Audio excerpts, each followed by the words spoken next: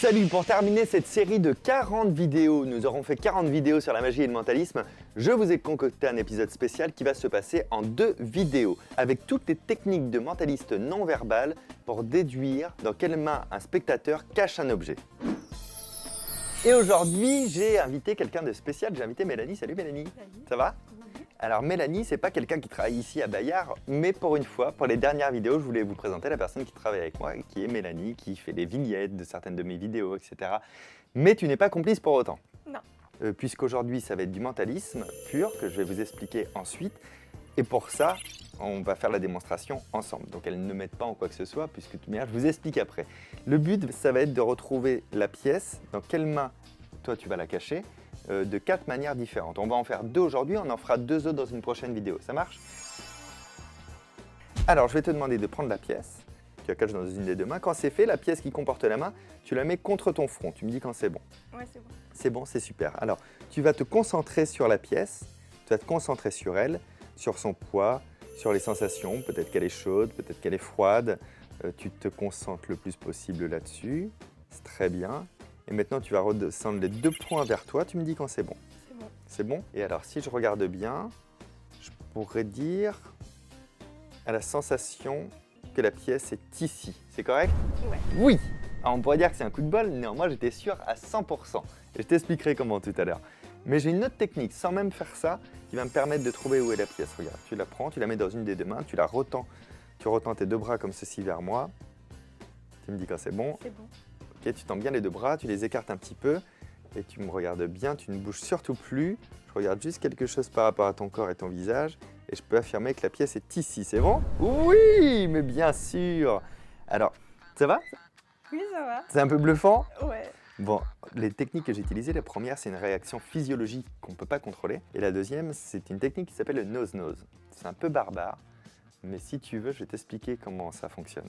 Pour ça, reste là parce que maintenant, je vais vous l'apprendre. Alors, quelles sont les techniques que j'ai utilisées? Eh bien, celles que j'ai eu l'air d'utiliser sont vraiment celles que j'utilise. Et je vais vous les apprendre et je vous en apprendrai d'autres dans la prochaine vidéo. C'est pour ça que cette vidéo est en 2 temps. Pour la première, on va se servir du sang. Et en l'occurrence, de l'absence de sang dans une des mains. Quand on fait tomber un petit peu le sang d'une extrémité, cette extrémité s'éclaircit un petit peu, ça va être la base de notre solution visuelle. Vous avez remarqué que j'ai demandé au spectateur de mettre la pièce dans sa main et de garder la main comme ceci au front en pensant à la pièce et en se répétant des mots comme ça dans sa tête. Les mots et la pensée n'ont rien à voir pour l'instant. Tout ce que je veux, c'est qu'en faisant ça, il va faire redescendre un petit peu le sang. Il y aura moins de sang dans l'extrémité de la main, alors que l'autre, elle, sera posée sur la table. En restant quelques secondes comme ça, il enlève un petit peu de sang et donc il enlève un peu de couleur à sa main. Ce qui fait qu'au bout de 10 secondes, quand je lui demande de placer les 2 mains comme ça devant lui, regardez, on voit nettement la différence de couleur. La main qui était vers le front est beaucoup plus pâle que celle qui n'était pas vers le front. Ça dure assez longtemps pour que vous puissiez faire la différence et dire assurément où se trouve la main. C'est sans danger et ça ne peut que fonctionner, sauf sur les vampires. Mais sinon, ça marche bien.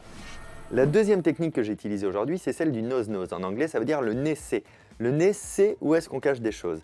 Quand vous demandez à quelqu'un de cacher un objet dans sa main, de mélanger, de tendre les bras devant lui, la personne instinctivement va avoir la tête légèrement tournée vers la main qui comporte l'objet caché. Sauf s'il connaît cette technique. Mais dans 90-99% des cas, je n'ai pas d'études statistiques précises, mais les miennes d'expérience, je peux vous dire que ça fonctionne très bien. Et plutôt que de chercher tout l'axe de la tête, regardez juste le bout du nez et cherchez vers quel côté il est orienté.